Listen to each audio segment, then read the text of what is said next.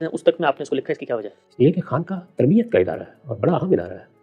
बच्चे को आप तालीम देते हैं, तालीम के साथ तरबियत भी देते हैं, बताते हैं कि तुम्हें मुआशरे को कैसे समझना है, तुम्हारे अखलाकी रवैयों की तत्हीर कैसे होनी है, तुम्हारे ताल्लुकात और रवाबित की क्या नौइयतें होंगी, ये सब बच्चे को बताते हैं ना। तो जब भी आप बच्चे को तालीम देते हैं तो तालीम भी होती है, तरबियत भी होती है। बल्कि मैं तो इसरार करता हूँ कि तरबियत से इब्तिदा करनी चाहिए। यानी पहले बच्चों को ये बताना चाहिए कि वो अच्छे इंसान बने। अच्छा इंसान कैसे बनता है, अच्छा शहरी कैसे बनता है, बाहमी ताल्लुकात की तत्हीर कैसे होती है, अखलाकी वजूद को इंसान कैसे पहचानता है, उस अखलाकी वजूद की नशोनुमा के लिए क्या एहतमाम करता है, तो ये बच्चों के साथ किया जाता है। जब बच्चे तालीम पाते हैं तो आहिस्ता आहिस्ता वो एक के बाद दूसरा इल्म सीखते चले जाते हैं, सीखने के बाद दुनिया में चले जाते हैं। कोई पहले चला गया, कोई बाद चला गया, अब दुनिया में वो काम कर रहे होते हैं। उसमें इंसान के इल्म और फ़िक्र पर जंग लग जाता है, जहन पर जंग लग जाता है। उसको बहुत सी चीज़ों के बारे में खलजान लायक हो जाते हैं। बाज़ औक़ात उसकी तबीयत पर बुरे असरात होते हैं। वो कारोबार करता है, लोगों से मामलात करता है, ज़िंदगी के नशे व फ़राज से गुज़रता है।